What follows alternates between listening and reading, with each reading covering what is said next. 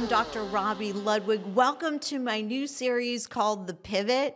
We are so excited to bring you deeper conversations with people who've made really impactful changes in their lives. We're going to find out how they do it and how you can also learn from their experience. We're thrilled to be partnering with Signal Relief, a pain patch reliever. I've used it and had tremendous success. We're really excited to have you join us and learn more about how to make the important pivots in your life.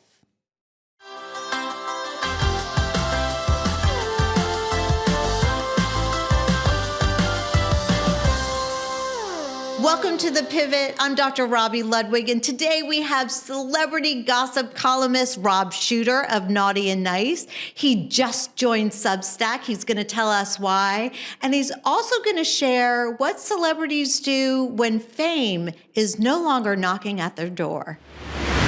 We are here with Rob Shuter. Rob, you and I go way back. I mean, how long has it been? It's got to be a decade, maybe longer. I think it's definitely 10 years. And you are a shining star in terms of having the latest and greatest gossip. Yes. And you have joined Substack. So it's Naughty but Nice Substack. Yeah, so Rob Shuter on Substack. Rob Shuter. It's the new place. It's the new place. It's the new place. So it took me a minute to figure this out. And I think it was somebody like Tina Brown who joined. And Tina Brown was the editor-in-chief of Vanity Fair for a long time and a great royal author. And when she joined, I was like, I should check this out. And I was really addicted right away. When you run your own website, it's really expensive. Yeah. Just the maintenance of it, the IT of it. If anything goes wrong, you have to hire people to fix it. So a website that's breaking news is used often. So you have a personal website with your photograph on or a bio. That can stay like that for a good 10 years. My website was getting updated 20, 30, 40 times a day. And it was just so expensive to do that. Substack does all that for you. So it's a new place. I've only been there about a month, but it's taken off already. And I know I just got my first complaint from a publicist about Substack, which is a good sign. I'll take it. That is a good sign. You know, when people complain about you, it means they're noticing you. So it's a weird thing in our business. It's like my friend Elvis Duran, who is the host of Z100, the Elvis Duran show. He told me that when he started out in radio, he knew nobody was listening because they were literally giving away money and nobody called in. So he was like, the next caller gets $50, and when nobody calls when you're giving money, that means nobody is listening. And so like we all start out there. So what do you share on Substack? What can people find out about you and the topics that you're discussing? I'm still figuring it out. So initially when I joined Substack, it's basically a newsletter. So newsletters are the new thing. These subscription newsletters on Substack, you can subscribe or you can get it for free. You don't get quite as good a version for free, but you do get the gist for free. So every time I post something, the people that follow me get an email to their inbox. And so in the beginning, I was mad and people were getting 30 emails a day, just every time there was a breaking news story. I was jumping on and doing it. So what I figured out is to put it together into 2 or 3 newsletters a day. So it's 3 emails a day, 1 in the morning, 1 in midday, 1 in the evening, and it's all the gossip of the day. And each newsletter has about 2 or 3 items, short nuggets, all exclusives. And so if you love celebrity gossip, but you're really busy, which a lot of us are, this might be for you. Well, this is great. I'm so excited for you. What do you find people want to hear from you the most? They want nice. They don't want mean. They're not mean. There's a real humanity out there, and they like, I say it's a pinch, not a punch. If you punch too hard, you lose your audience. So they like cheeky, they like naughty, but they don't like really mean. And so we never kick somebody when they're down, a Paris Hilton or a Britney Spears. It's just too easy. And why do you think that is psychologically? I have my own theories. That's a good question. I think it's because we love these stars, that these celebrities we think are our friends. And I like it. I'm guilty of this. I have drinks with friends and we all have a good giggle about one another, but we're not that mean. And so I think if you are on the first name basis with somebody, you consider them to be a friend. And so I think a lot of celebrities are not in the fame business, the acting business, the music business. I think they're in the friendship business. So interesting. See, I think when someone's mean, it feels too personal. And I think people over identify with the person who's being spoken about in an aggressive way. And they just want to pull away from that because we have so much aggression in everyday life. We don't need that in our experts. Yeah, I think you're right. I also think too that there's just so much bad news out there in the world. Oh, God, that I I know. think it's nice to escape for, Yes. I think it takes 2 or 3 minutes, maybe 4 minutes to read my newsletter. It's very quick. It's a headline and 200 words. And I think it's fun to escape for 2-3 minutes. Well, people love having access to you, and I'm fortunate enough to call you my friend. Now, you were the publicist for P. Diddy and J-Lo, J-Lo, two Jessica very, Simpson, lots of people, very prominent, celebrities or notorious, as in P. Diddy. I worked with Puff about 20 years ago, and even though I was his publicist, he really was his own publicist. I don't really know what he does. I think he sells vodka and T-shirts, but he's not really a musician. He's not really an actor. He's not much of a dancer. He's Barnum. He's our generation's ringmaster. And so I learned from Puffy how to put on a show. I think Jennifer did too. She was Jennifer Lopez till she became J-Lo when she was with Diddy. And so changing their names, endorsing brands, Diddy was a phenomenon, and he was charming, which makes what's going on now even more complicated, even more interesting, because I think you often think you could spot a monster. And if he does walk away, my people in Diddy world are telling me he'll be back. He's not going to bow out. Yeah. He's not going to disappear. Expect a big party. I'm not sure the celebrities will come, but you never know. Like Kanye West will come. Like there's niches now where you can find your tribe, and I think Diddy will find a tribe. Right. And it might be like true crime meets celebrity bad boys or something like that. It's really interesting though, when I saw P. Diddy beat the heck out of his girlfriend, to me as a therapist, I saw somebody who was repeating a pattern. And I saw somebody who had witnessed that probably before in his early childhood. Violence was around a lot. His father was murdered when he was a young kid. He was with his mom, Janice. I hear there's lots of fighting at the minute in the family about if he does go to jail, who's going to take over the head of the family. It sounds very mafia type. I would imagine it's going to be his mom, not his kids. Oh, God. But it's a real tragedy. Yeah, it's so interesting because I think like unconsciously we know more about Diddy now. And I think in some ways, like even though he'll have his fans, people will look at him differently. Yeah. He's an abuser. He's troubled. He never really escaped his troubled background. I think it's so interesting too in terms of, the celebrity pivot, because we talk a lot on this show about the pivot that people make and either transform themselves for better or for worse. What have you noticed in your work? I've noticed that if you are miserable when you're not famous, you will be miserable when you're famous. Fame does not make you happy. Fame shines a spotlight on who you are. So if you are a good, decent person without the fame, you will be a good, decent person with it. I think Barack Obama said that about the presidency. The presidency doesn't transform you, it illuminates you.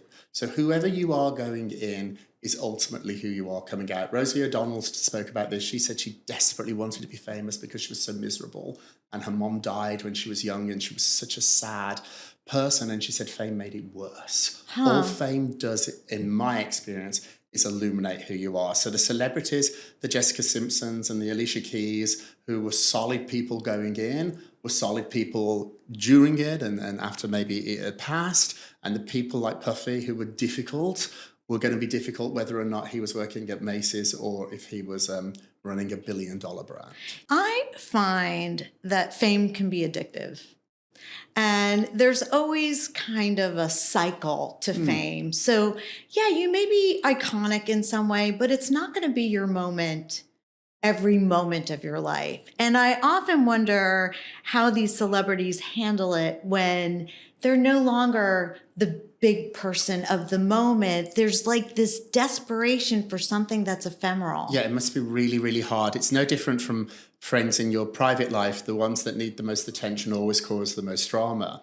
And so you can see it coming, particularly with reality stars who are famous for being outrageous. They're rewarded for bad behavior. I did a story on Substack yesterday about how the housewives of New York are really struggling. Yes. And now that show has pretty much gone away, Ramona and Luann and Sonia, they haven't quite yet figured out that this moment has gone. And it was extraordinary. For a minute, they did have power. For a minute, that show was In what really, way? in that they could get dinner reservations. They could be invited to events. They could march around New York and get discounts at great clothing stores. And their fame and the amount of clicks they would get online gave them some sort of power, but it's all gone. And I don't know if they ever adjust it. I don't think they do. There was a celebrity that I worked with, I don't want to mention her name, but she peaked in the 80s. She's still a star, but the peak was the 80s. Right. And when you went to her apartment, it froze in 1984. Everything was from the 80s. At the peak of their success, that's when they don't ever change their haircut again, where they never change their clothing look again. Would you feel that peak of success, you're frozen in time? And they're not really happy with their lives now. They wish they could peak. They wish they could go back then. It makes me so sad to think that my best days might be behind me. I don't believe it. I think they're in front of us. Yeah, no, I think if you're always creating and you love what you do, that's how you pivot. Because part of pivoting is really resilience and creativity. Who do you think has pivoted really well? I think Madonna's the queen of reinvention. Yeah. I think that what she's done to be 65 years old and still relevant, not just selling out arenas, but still in the conversation, I think is really great. I think that royal family, we have to say they have pivoted to it. It's been tricky and we've seen the gears really rub against one another in the process, but they're still standing. Lots of other royal families are gone. Brands, it's difficult for these legacy brands, for media brands, for clothing brands. It's really, really difficult. This new world is new rules. Yeah. And it's hard to learn that. And it is. It's a struggle. And sometimes I understand why young people are so successful at it, because they have no frame of reference. Right. And they have no fear about it. But I think it's not being fearless. It's moving forward even if your knees are shaking. You're allowed to be frightened. I'm frightened a lot, but it doesn't stop me from doing stuff. What frightens you the most these days? I'm terrible at public speaking. Oh. I know, I'm great. I'm fine on a TV. I can talk to a camera. I understand that, for hours though. and hours and hours. I love talking to cameras for hours and hours. But I don't like public speaking. That's still my fear. Yeah. It's looking at the eyeballs. It's a different skill, believe it or not.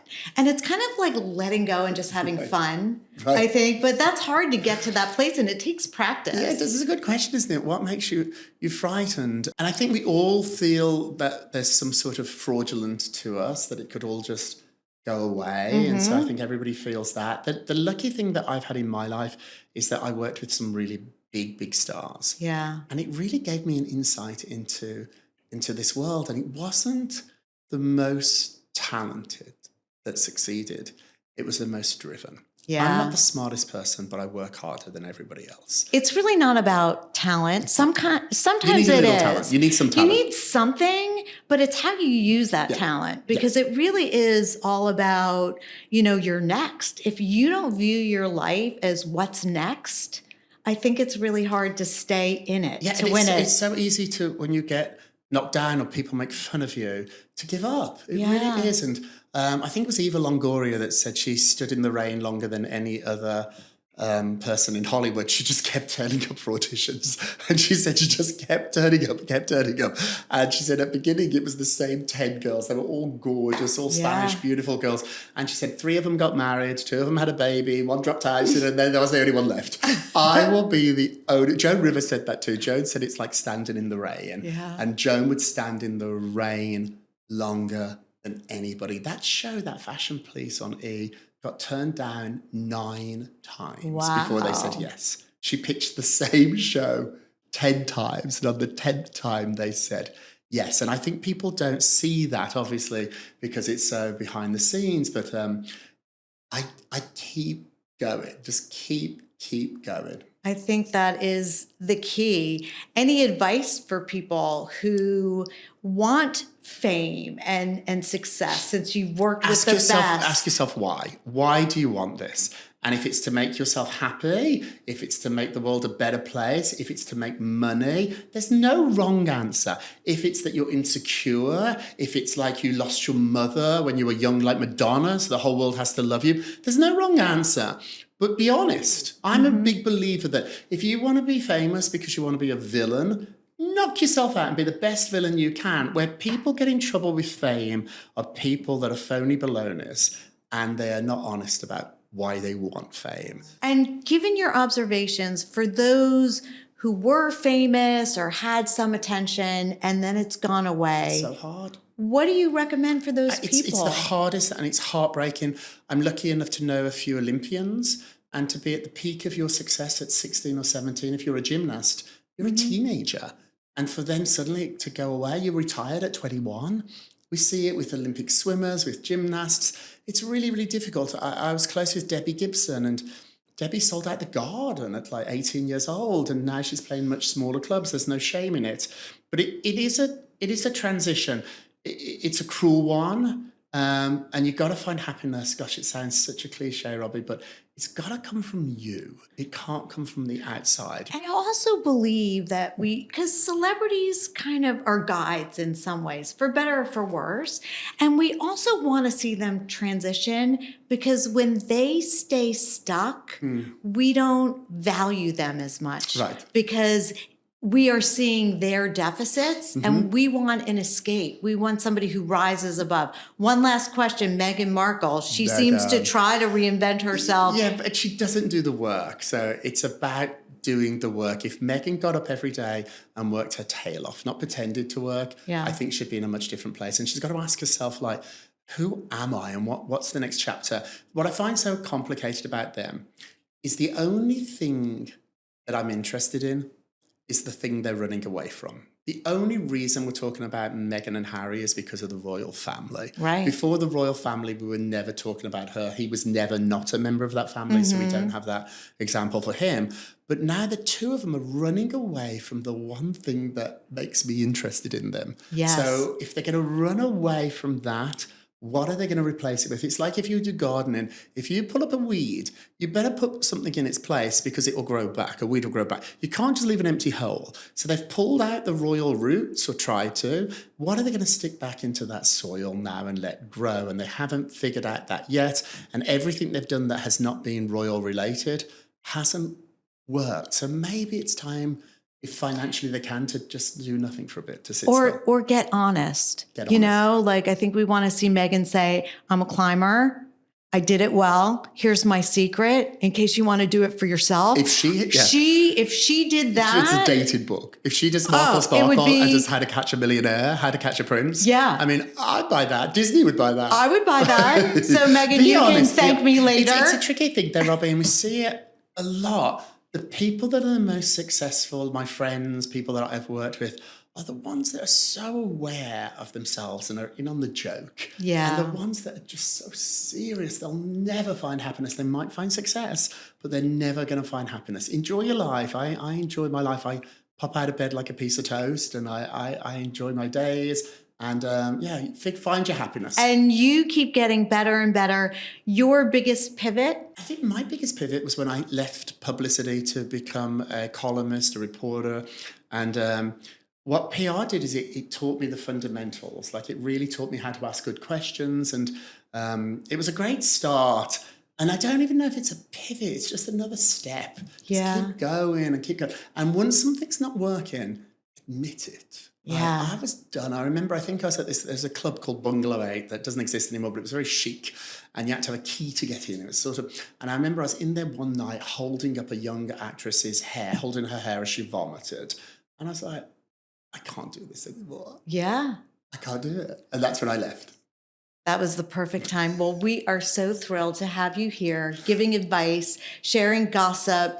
Any other final tidbits you want to share? No, I think we've got it. We've done Meghan Markle. We've done Diddy. These are the big stuff. Bezos' wedding is something everybody's talking about too, getting incredible numbers online. I think now people are backing off. What I love about these two is that they are authentic. This is who they are. Yeah. They're flashy. They love to show their money off. We're not going to see the Jeff Bezos Memorial Center for Cancer. Yeah. He's not going to put his name on the New York Philharmonic Hall or the ballet. He's going to put her name on the side of his yacht, and we're going to see lots of pictures of them.